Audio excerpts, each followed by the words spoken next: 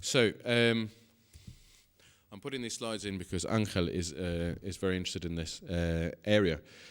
So what I've shown you so far have been quite straightforward psychological paradigms and psychological ways to study the brain. So basic memory task or rule learning task and what have you.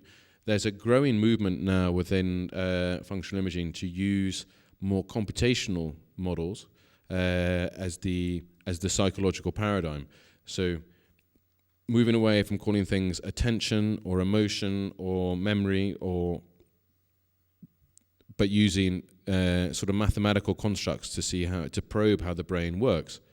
And one of the very early studies to do this, we looked at something called information theory, which may be a new concept for you. It's certainly a new concept for me when I heard about it. But basically, it's the theory that governs all, from satellites to mobile phones. It's basically the mathematics that gave us the term the bit or the byte.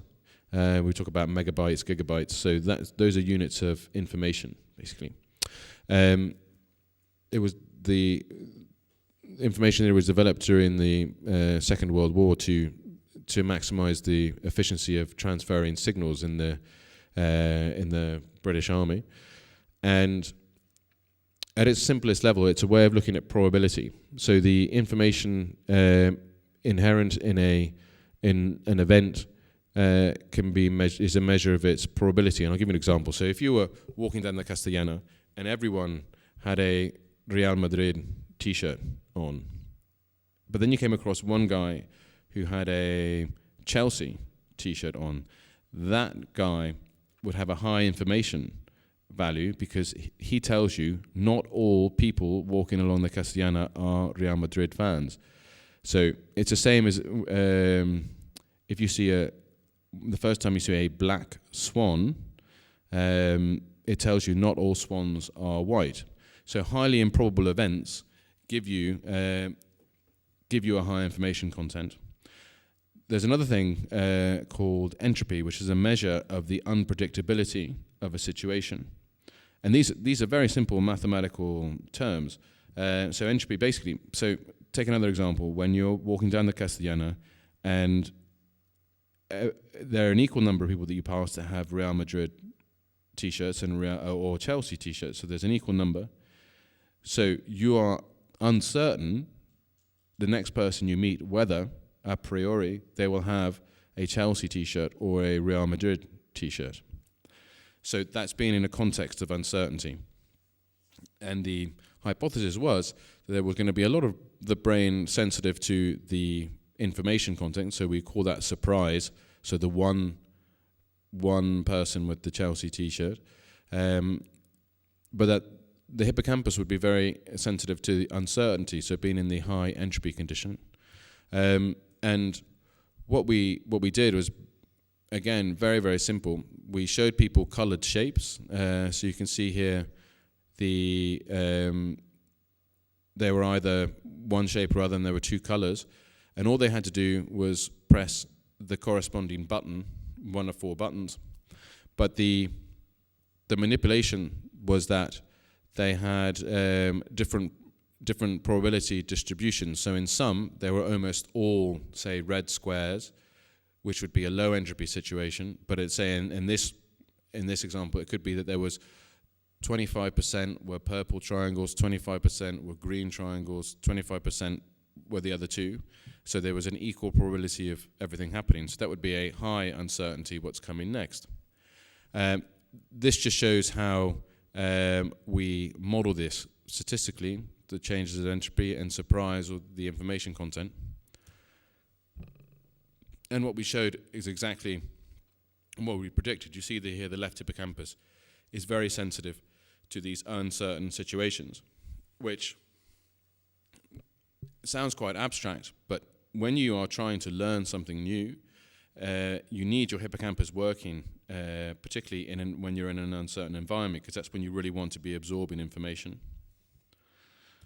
And as we also predicted, when you see that one person with the Chelsea T-shirt, there's a huge amount of brain activity in the visual areas, the parietal, prefrontal. So these are classic attention areas.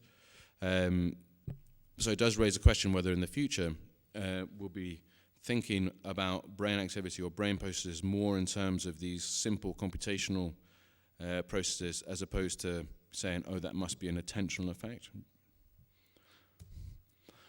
As I was talking to you earlier about the different long-term memory systems, of course, there's also short-term memory. And to be honest with you, the division between long-term memory and short-term memory depends on who you're talking to. So, say neurologists view short-term memory as like after a minute or so, whereas psychologists would think that anything that becomes after a few seconds really become, or hippocampus dependent, will be long-term memory. Now, to be honest with you, I don't know the difference between the two at the moment, because there's evidence that some short-term memory processes are affected by hippocampal lesions, although it's debated. But one thing that we know you can do pretty well without a hippocampus is something called working memory. So when you keep something in mind and manipulate working memory, manipulate what you have in memory, and these are classic tasks. Say if you had a classic short-term memory task is the digit span. So I give you a series of numbers, and you can remember 7 plus or minus 2 of those numbers is the classic psychology. But if I were to say, give you 7 digits and then tell you to repeat them backwards to me, then you have to manipulate what's in the context of short-term memory and repeat them back. The interesting thing about short-term memory or working memory is it seems to have a very, very limited capacity in the visual domain, although it's 7 items plus or minus 2 when you're talking about numbers. When you're talking about seeing things in a visual scene, your capacity is about 3 or 4. Another way of thinking about capacity, again using more mathematics, is using, again, you'll all be familiar with the term bandwidth. So when you buy an internet provider, it tells you, what the bandwidth is. So the bandwidth comes from the same information theory that I was talking to you before. So the bandwidth depends on the different frequencies that things are transmitted at. So, your bandwidth is given to you in hertz or megahertz.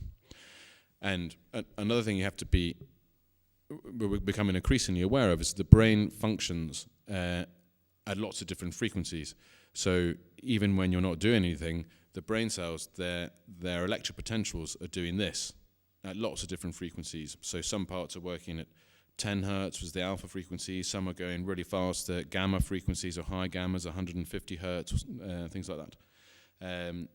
Theta is one of the frequencies that the memory system works at. So when a rat is going around a maze, its hippocampus is doing this at about 8 hertz or so. So that's theta frequency. We wondered whether the capacity of working memory in humans could be correlated with the bandwidth it was using that we're using in the brain. So different people have different intrinsic oscillatory frequencies.